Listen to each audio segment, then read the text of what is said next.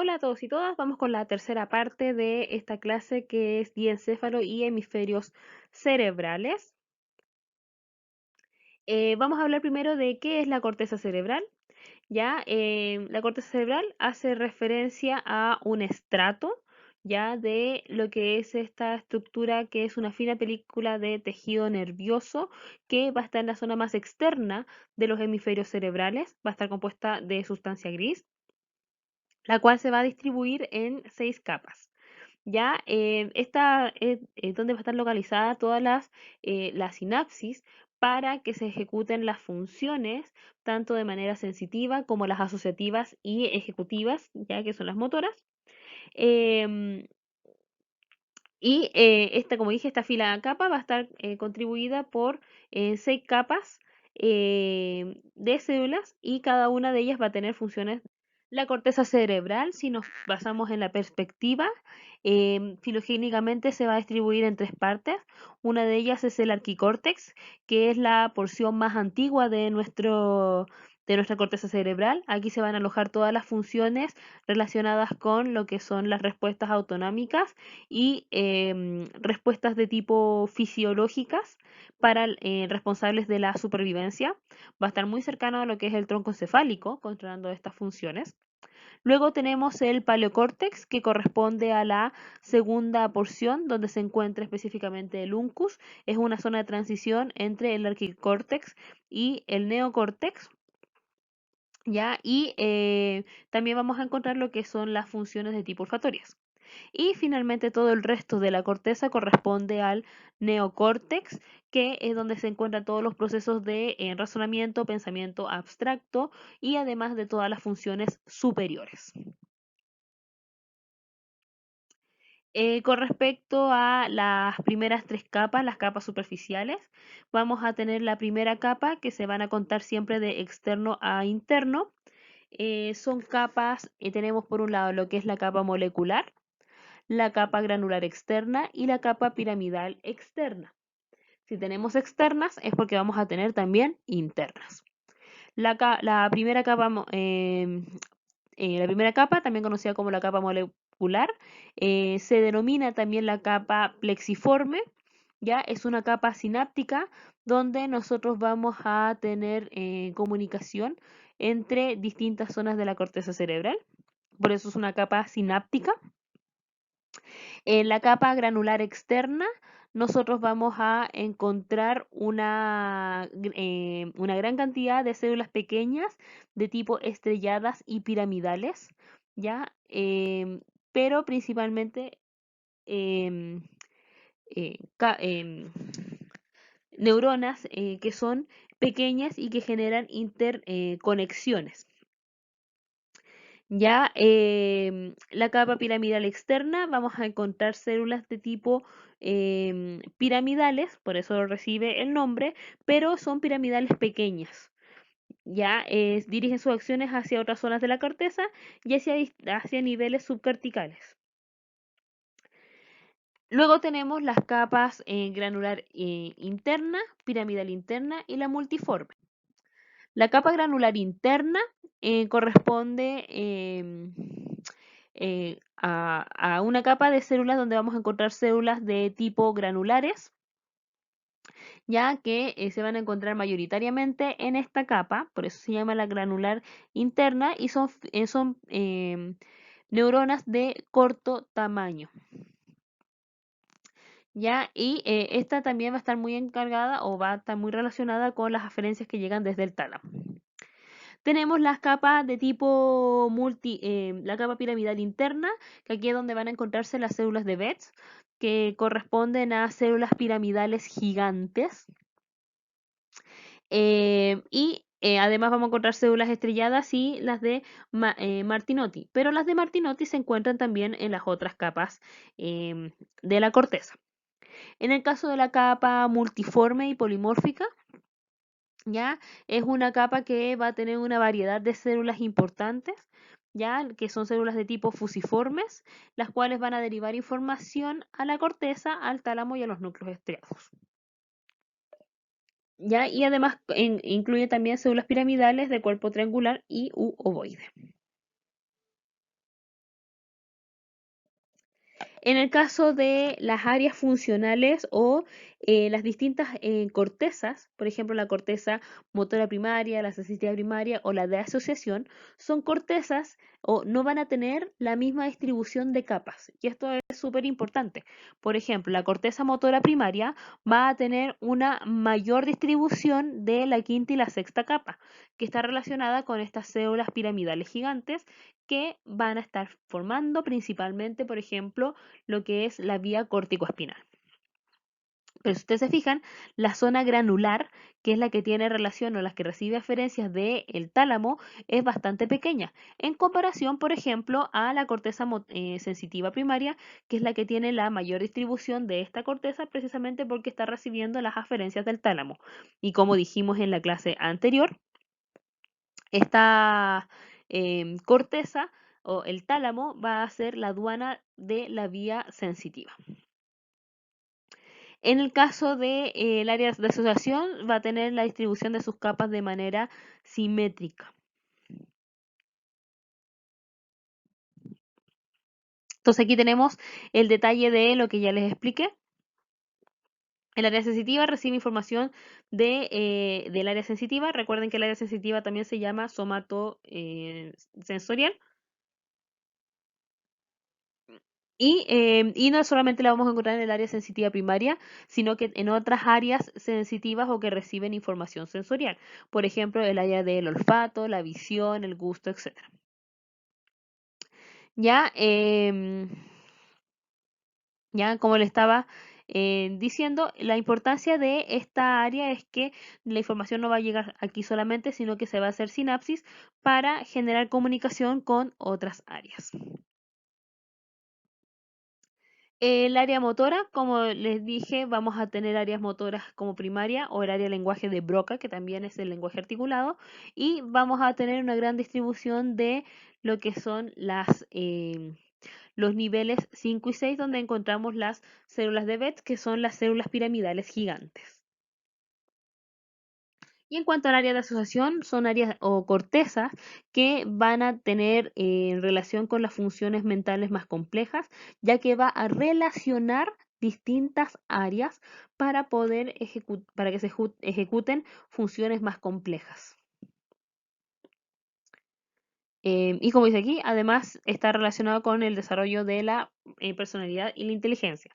Las áreas de asociación no está desarrollada en un solo complejo, sino que hay distintas zonas del neocórtex que tiene esta estructura.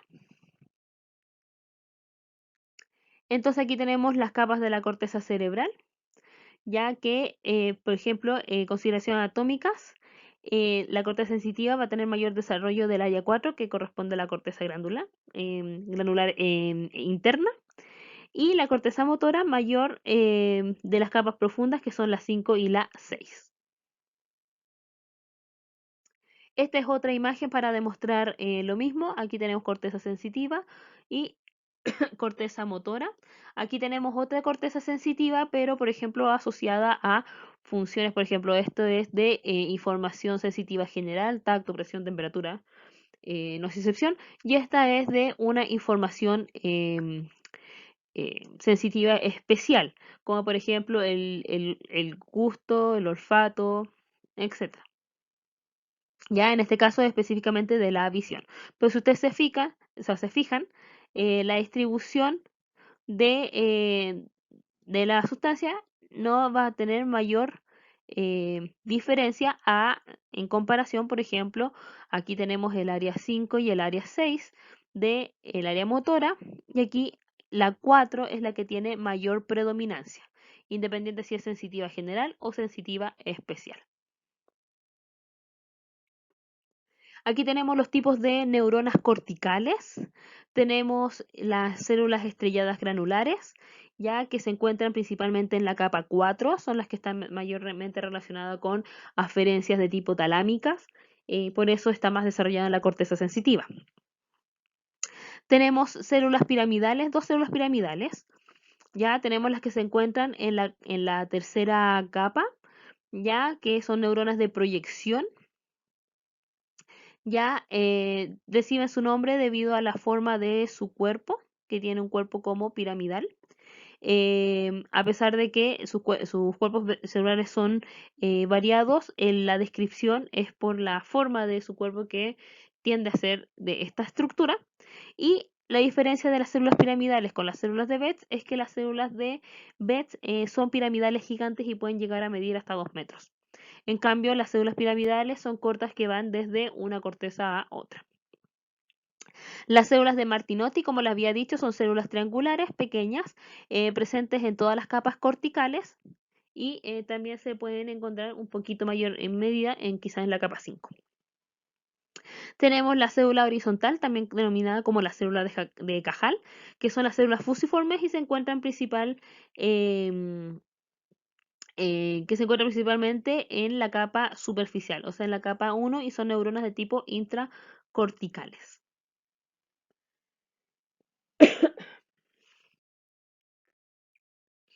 Ya, y aquí tenemos las mismas capas con la distribución donde se localizan cada una de las células.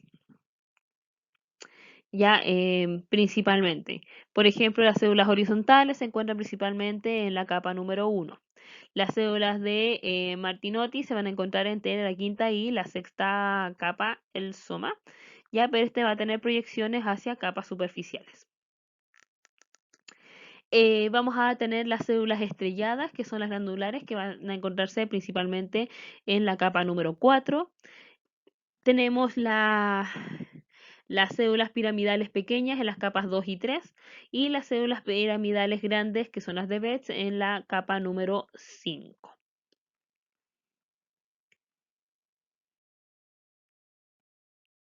Esto corresponde a columnas verticales de la corteza sensitiva que corresponden que, em, a la distribución o cómo se van a distribuir las informaciones somáticas que van a estar llegando, ya que van a estar llegando principalmente a la capa a la capa número 4, que son las capas glandulares, que tienen mayor aferencia desde la proyección del tálamo, pero que van a tener una distribución no tan heterogénea como en la corteza cerebral motora, sino que van a tener un ordenamiento en filas, ¿ya? O en estas columnas,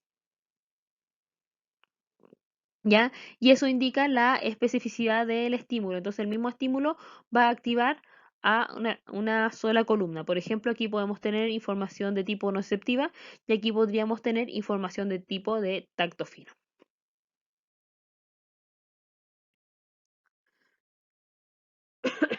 ¿Ya?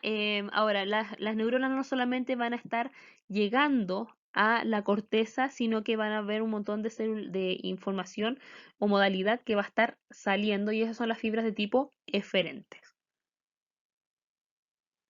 Ya, por ejemplo, como las piramidales grandes o las piramidales pequeñas, ya que van a tener vías de tipo eferentes. En cambio, todas las otras van a ser de tipo ya sea eferentes o intracorticales.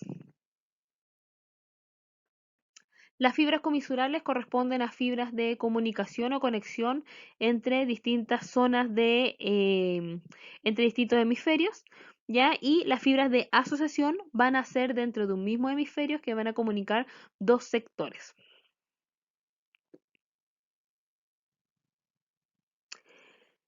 En el caso de las fibras comisurales, tenemos principalmente el cuerpo calloso, el fornix y la comisura anterior, que no se distingue en esta zona, pero estaría a esta altura. Y las fibras de asociación son las que conectan un lado con otro. Tenemos, por ejemplo, las fibras arqueadas en U, fascículos longitudinales, ¿ya? O fascículos arqueados o uncinados como el fascículo frontotemporal. Vamos a ver cada uno. Dentro de fibras comisurales, el cuerpo calloso comunica el hemisferio derecho con el hemisferio izquierdo, dependiendo de la zona del cuerpo calloso. Como tiene una zona anterior, que es la rodilla, el cuerpo, ¿ya? Y la cola del cuerpo calloso, va a estar comunicando distintas zonas. Por ejemplo, la zona de la rodilla va a estar comunicando la porción frontal anterior o el área prefrontal. Y así sucesivamente, a medida que vamos dirigiéndonos hacia atrás, vamos a encontrar comunicación de las zonas más posteriores.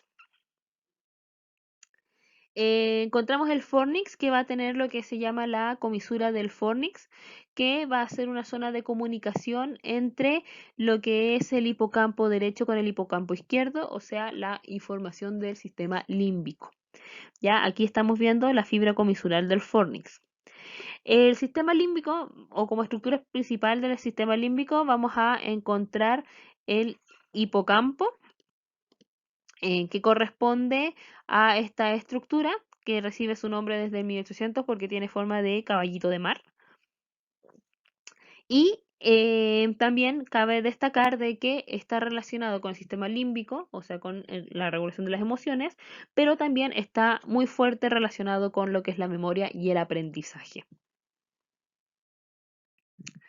Aquí tenemos el cuerpo calloso. Como dije, tenía una porción que es la rodilla, el cuerpo y la cola. El fornix en la zona anterior va a ir desde el cuerpo amilar, ya que de aquí vamos a tener comunicación, o van a ir fibras que van a viajar por el fornix, ¿ya? Y van a llegar hasta esta zona que corresponde al hipocampo. Y la zona más lejana del hipocampo se llama el pie del hipocampo. El hipocampo se encuentra medial al ventrículo lateral. Aquí tenemos las fibras de asociación, estas ya las mencionamos, fibras en U, que va a estar comunicando las zonas cercanas, tenemos fascículos longitudinales y frontotemporales. La mayoría de los fascículos pueden tener ya sea nombres propios o nombres de las zonas que está uniendo. Por ejemplo, está el longitudinal superior, que recibe este nombre porque va a estar comunicando lo que es la zona frontal con la parietal, con la temporal y la occipital. Pero vamos a tener, por ejemplo, otro que se va a llamar occipito frontal, que va a unir solamente la porción temporal frontal y occipital. Entonces aquí tenemos, como ya les había mencionado, el resumen de las estructuras comisurales. Fíjense, el cuerpo del cuerpo calloso, o sea, de la rodilla del cuerpo calloso, ya va a generar solamente la interconexión, conecta las áreas prefrontales. Ya la porción rostral del cuerpo calloso, ya el área premotora y motora. La porción media, las áreas sensitivas y primarias. Entonces, a medida que va avanzando o que se va yendo hacia posterior, va conectando también zonas posteriores. La comisura anterior, que interconecta los dos lóbulos temporales y además atraviesa la información olfatoria por ahí. Ya la comisura del hipocampo interconecta los dos hipocampos, que corresponde a la comisura del fornix. Aquí tenemos una imagen donde podemos estar viendo interconexiones entre distintas áreas. Esto es principalmente para ejemplificar de que cuando nosotros hablamos de un área funcional, no quiere decir de que ahí se va a producir todo el proceso de generación de una respuesta, o va a llegar solamente la información ahí y ahí queda, sino que todas las áreas se van a interconectar entre sí. En la cara medial, aquí esto está relacionado con las distintas áreas funcionales. Por ejemplo, aquí está el área visual, el área olfatoria, etc. Y aquí tenemos los fascículos de asociación cortical. Tenemos el fascículo longitudinal superior, como ya les había dicho, conecta el lóbulo frontal con el parietal, occipital y el temporal. Ya tenemos el fascículo arqueado, que es el mismo, em, o sea, es un fascículo que va a estar relacionando lo que es el lóbulo de la ínsula con el área del lenguaje, con las dos áreas del lenguaje, que ese es el fascículo arqueado. El occipito frontal, que como les dije va a comunicar frontal con temporal y occipital. El occipito frontal está el superior y el inferior, pero el occipital, su existencia es controversial, sin embargo aparece en la mayoría de las imágenes. Y el uncinado es el mismo que el temporo frontal, por lo tanto comunica lo que es el lóbulo temporal con el lóbulo frontal, con la porción anterior del lóbulo frontal. Y aquí tenemos el uncinado, que es el temporofrontal. Aquí están los occípitos frontales, occipito frontal superior, o sea, inferior y superior, que son los que comunican el frontal con el temporal y el occipital. En cambio, el longitudinal superior comunica el frontal, parietal, occipital y temporal.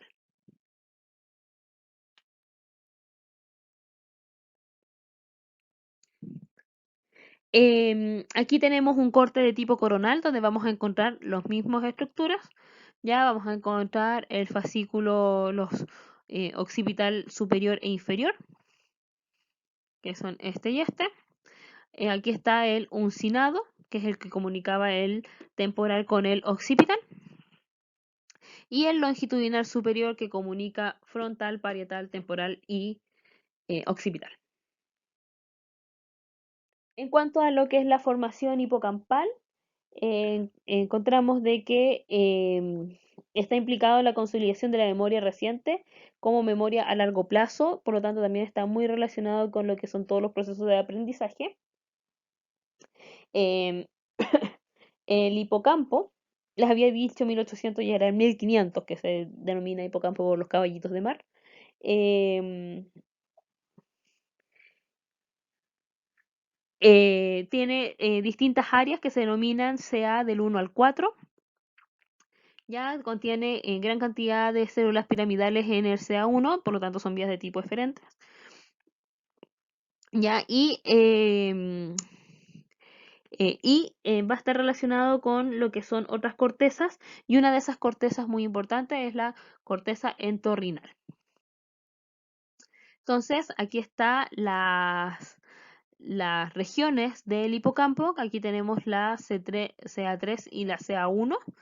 Ya, aquí tenemos en la zona del uncus, que va a estar relacionado con la corteza entorrinal. La corteza entorrinal, como aquí estamos con el uncus, también va a tener mucha relación con lo que es el sistema del olfato, el cual tiende a ser bastante primitivo, ¿ya? Y por eso a nosotros también nos genera tantas emociones el tema del olfato.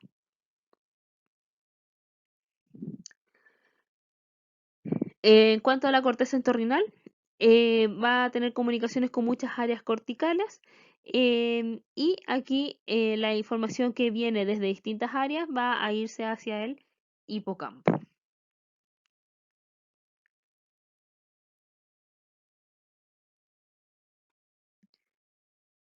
Ya, entonces aquí tenemos una ampliación donde tenemos la corteza entorrinal, donde va a recibir las aferencias de las distintas informaciones sensoriales, y va a dirigirlas al hipocampo. Y por eso también nosotros tenemos, así como mucho, se activa lo que es el sistema de memoria eh, en cada vez que nosotros recibimos un estímulo. La corteza olfatoria, como dije, va a estar aquí, ¿ya? Y va a tener parte de lo que es la corteza entorrinal, pero además también va a estar relacionado con la corteza piriforme y la área periamigdalina, ¿ya? Y la periamigdalina es la que está relacionada principalmente con las emociones.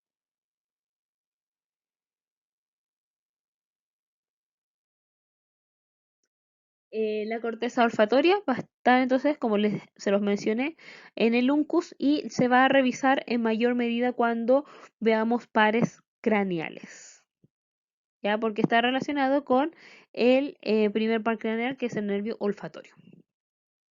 Y el comodato de que es la única vía que llega directamente a la corteza sin pasar primero por el tálamo. Entonces, todas las informaciones sensoriales entran, pasan por el tálamo y después la corteza, y la corteza olfatoria, o sea, y la vía olfatoria entra, llega a la corteza y después se va al tálamo. Y el sistema límbico, esto lo vamos a relacionar principalmente con estructuras nucleares y tractos situados en el anillo que rodea el tálamo. Este sistema es bastante complejo, ya a pesar de que se va a mediar en esta zona, tiene muchas conexiones y tiene bastantes relaciones con lo que es el comportamiento humano. Entonces depende mucho también de estas fuertes conexiones que tengan con las otras áreas corticales. Y aquí están todas las estructuras involucradas, de las cuales ya hablamos. Em, y hablamos del hipocampo, hablamos del fornix, los cuerpos amigdalinos, estría terminal, avénula. Esto ya es el resumen.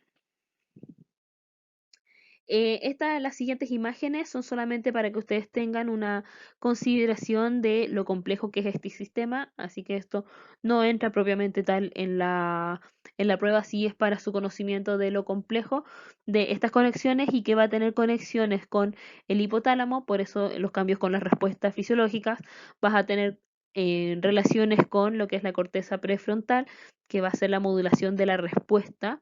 em, eh, de la respuesta de cada persona, vas a tener con el área motora, la sensitiva, etcétera. ¿Ya? Entonces las conexiones límbicas son sumamente complejas ya de estudiar y conocer, pero tienen que tener más o menos una visión general de ellas. Y aquí hay un resumen de cómo las funciones del sistema endocrino, o sea, del sistema límbico va a tener un control sobre el sistema neuroendocrino, sobre el sistema nervioso autónomo y sobre el control motor somático. Y en todas está involucrada esta estructura que es el hipotálamo.